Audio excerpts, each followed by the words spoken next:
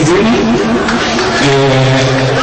انا عن نفسي كأني من ابناء زمنون فخرت لما لقيت منصة التحرير ايام حسن مبارك اللي مسؤول عنها ابن من ابناء محافظة الغربية وابن من ابناء مركز سمنون وابن من ابناء محل الزيات.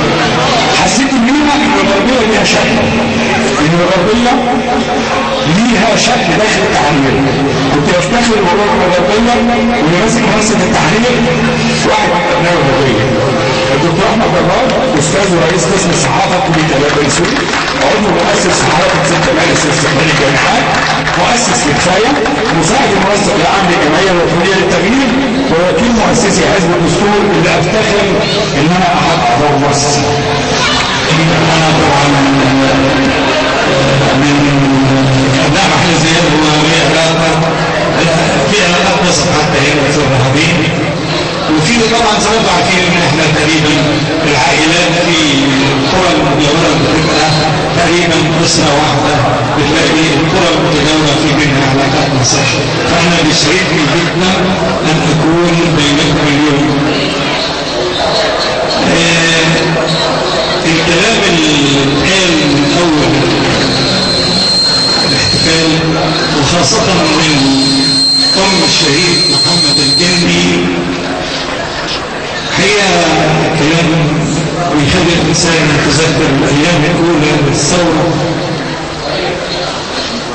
الفترة اللي كنا الحقيقة ما كناش متخيلين إن الإخوان هيكونوا بهذا الشكل من سوء الأداء. فعلا أنا كنت كنت مسؤول عن إدارة ميدان التحرير أنا ومحمد البلتاجي. دكتور محمد صديقي، وقبل الثورة قعدنا مع بعض وقت طويل في الترتيبات الخاصة بتهديد أهداف ثورة وتغيير في هذا البلد. كان معانا مجموعة كبيرة من الشخصيات العامة المعروفة، كان الدكتور عبد الجليل مصطفى، الدكتور علاء الأسواني، الأستاذ حمدي قنديل، أسماء كلها أسماء هي أسماء وطنية. وكان معانا عضوين اثنين من الإخوان، كان واحد منهم الدكتور البلتاجي والثاني كان الدكتور سعد الكتابي، وكان لما بنيجي الدكتور سعد الكتابي يجي بداله الدكتور محمد حسن. يعني احنا عشنا معاهم فترة وكنا بندافع عنهم وعن حقهم زيهم زي كل المصريين، من حق كل مصري بيعيش على ارض البلد دي اللي يتمتع بحقوقه في كل المجالات، مش حقوق سياسيه ويمارس عمل سياسي، اللي يمارس عمل سياسي واقتصادي واجتماعي ويتفاعل مع الاخرين ونبني مع بعض البلد دي. لكن قبل الثوره بيومين ولا بقول الكلام ده وهو كان عيد واعتباري شاهد عيان. قبل الثوره بيومين اثنين بالظبط احنا جانا رساله في الاجتماع الاخير اللي قبل يوم 25 انه الاخوان قالوا احنا مش هنفار ومش هننزل، يعني احنا مش هنعرض لكم انفار ومش هننزل ايه يوم 25. اسف طبعا ما كانش في ايد اي حد يقول لهم لا انتوا مش نازلين ايه، لكن احنا اتفقنا ان هم يبعثوا بعض المندوبين عنهم ويقفوا معانا في الوقت بتاع يوم 25. في 25 ما بعتوش تقريبا الا عدد محدود جدا، وهم منهم ان الثوره لم تنجح. احنا كمان ما كناش متاكدين ان الثوره هتنجح بصراحه، لكن كنا عندنا احساس بالامل بان مصر تتغير. طبعا في اليوم ده كان ما فيش تقريبا الا عدد من النواب هو اللي حضروا يوم 25، وبعدين يوم 26 انتهت السويس ومدن القناه، و27 يوم 28 كلكم عارفين الاحداث اللي حصلت في القاهره وجميع مدن المدن. طيب كان عندنا امل ان البلد دي تبقى بلد للكل، مش بلد النظام. في فرق انا حابب اوضحه، فرق بين الدولة وبين النظام. يعني ايه دولة؟ يعني ايه نظام؟ هبسطها لكم طبعا، انا من هنا هبسطها لكم قوي عشان تبقى العملية مفهومة. المبنى ده زي الدولة بالظبط، لكن النظام هو الطريقة اللي انت بتشغل بيها العمل داخل المبنى. هو ده الفرق بين الاثنين. الدولة ثابتة والنظام ممكن يتغير. ما تهدش الدولة، ما تهدش المبنى ده عشان انت عايز النظام غلط، لا، انت تهد النظام لان طريقة تشغيل المكان غلط. بدل ما انت عندك 5 غرف بتستغلهم بطريقة غلط فبتدي واحد حق اكتر من الثاني، لا، في النظام يبقى الدولة تبقى اركانها الاساسية اللي هي السلطات الثلاثة، اللي هي السلطة القضائية والسلطة التشريعية والسلطة التنفيذية. السلطة القضائية اللي هو القضاء له نصين، النائب العام نص بالقضاء اللي موجود في المحاكم ده هو النص الثاني، والسلطة التشريعية هو مجلس الشعب اللي بيشرع بيضع قوانين وفي نفس الوقت يراقب العمل. السلطة التنفيذية هي رئيس الجمهورية وكل مؤسسات الشرطة والجيش ومؤسسات الدولة التي تقوم بتنفيذ البرنامج. طيب احنا لما حصل اللي حصل مفروض ان احنا نغير نظام العمل داخل الدولة اللي هي زي المبنى كده.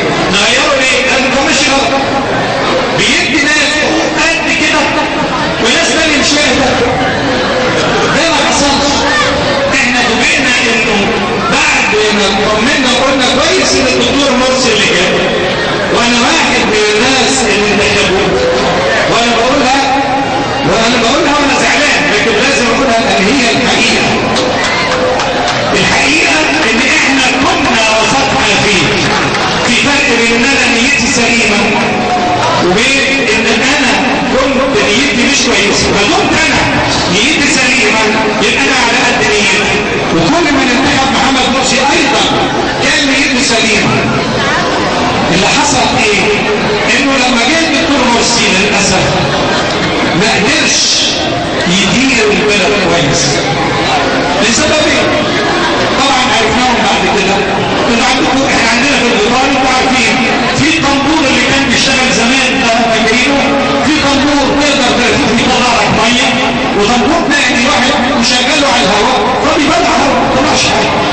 اللي حصل في البلد دلوقتي بالفعل زي الطنبور او زي المكنه اللي مفتوحه على الفاضي مفيش تحتها ميه وبالتالي بتشتغل الموتور يتحرق، والبلد دلوقتي الموتور بتاعها بيتحرق. البلد النهارده لان موتورها شغال على الفاضي، شغال ما بيطلعش ميه، فما بيطلعش ميه عن الارض ما بترتليش. بالظبط زي ما احنا نبقى قاعدين مع بعض كده واحنا مش شايفين نتيجه للي احنا بنعمله. طب امال الناس الثانيه دي بتنجح ازاي؟ الناس الثانيه دي بتنجح لانه لما احمد بيفهم في الشغلانه الفلانيه دي يبقى ليه شغلانه، يقول لك انت العيش لخبازه زيها. انت لو جبت كل عيش لخباز والراجل المهندس يشتغل في الهندسه ما يشتغلش طبيب ويعمل عمليات، اللي بيحصل دلوقتي في البلد انه الطبيب بيشتغل سمكري، يعني بيشتغل شغلانه ثانيه غير شغلانه، والمهندس يشغلوه طبيب. وانا عايز اديكم امثله صريحه جدا. الدكتور باسل انا اعرفه بصفه شخصيه، يعني ده احد تلامذتنا في الجامعه، هو في كليه الهندسه اللي هو وزير التموين. الرجل لا علاقه له بالتموين.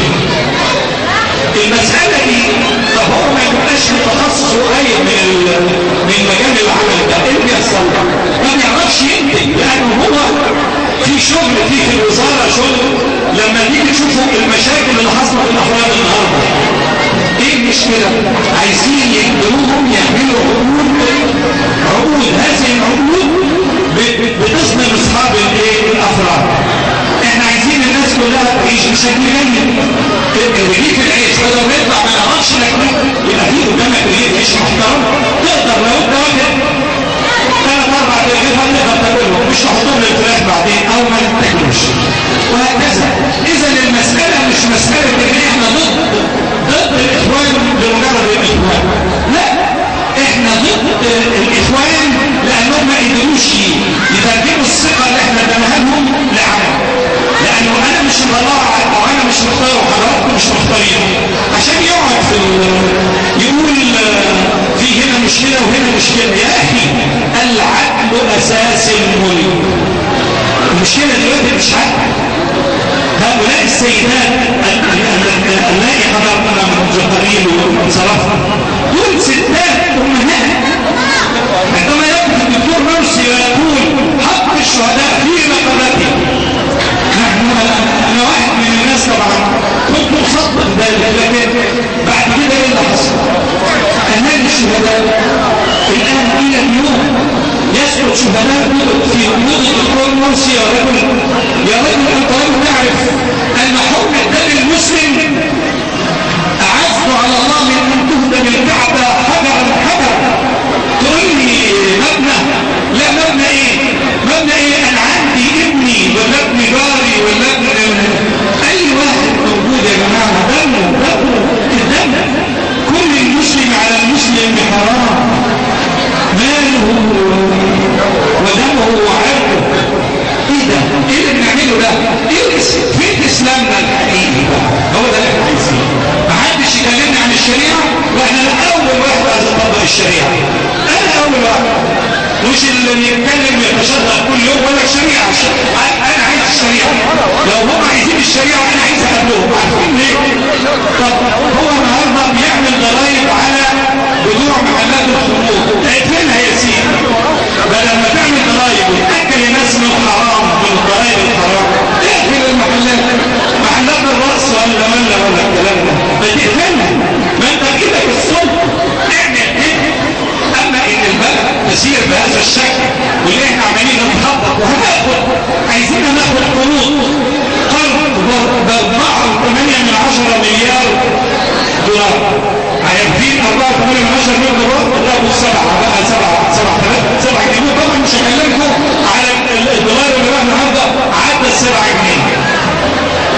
وطبعا ده تأثير. لا لاقيين بنزين ولا لاقيين سولار ولا عارفين نشغل ناس عارفه تشغل المكن ولا في انا شفت ناس في مناطق زراعيه الارض جفت بسبب عدم وجود سولار. يعني الارض مش هتطلع زي آلاف الأمثلة من هذا الشكل. يبقى احنا عشان نختار اختيار صحيح لما نيجي نختار لابد ان احنا نختار اختيار صحيح. المرة الجاية ان شاء الله لما يبقى فيه اختيار في اي مجال من مجالات الحياة لازم تختاروا حق صح. ليه؟ لان هو ده الاختيار بتاعك ده انتوا بعدين هتبلغ بعدين ازاي. يعني انا بختار واحد كويس مش بقى بيراعي ربنا بالكلام، لا بالفعل يقول ما يفعل ويفعل ما يقول.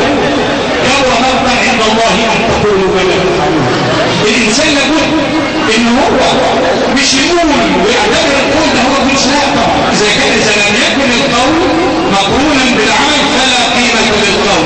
انا اقدر اقعد اكون حضراتكم كده للصبح كلام حلو زي العسل وبعدين لما نيجي الناس يقولوا لي انا اول واحد متخاذل ما بعملوش. لا طبعا لازم زي ما بقول اول واحد ينفذ ده انا.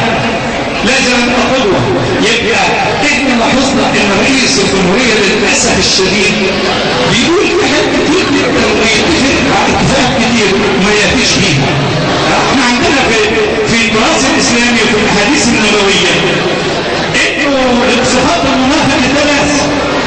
تطلع في اذا صدق، اذا وعد، اذا حدث كذب، واذا وعد اخلف، واذا اؤتمن خان. فين احنا من الحديث النبوي الشريف؟ فين اين انت يا رئيس الدوله من هذا؟ نحن نريدك رئيس دوله صادق. لا نريد منك كلاما كثيرا لكن نريد كلاما محددا وكلاما صادقا. طبعا انا برضه خايف لان الوقت معاكم ممكن يمر والحقيقه لا انا خلاص انا هخلص الكلمه بتاعتي. انا في النهايه والله طبعا انا سعيد جدا بوجودي بينكم، وكنت اتمنى ان يكون الحديث عن الحديث طويل والمشاكل كثيره. اتمنى ان شاء الله ان احنا نكون قدرنا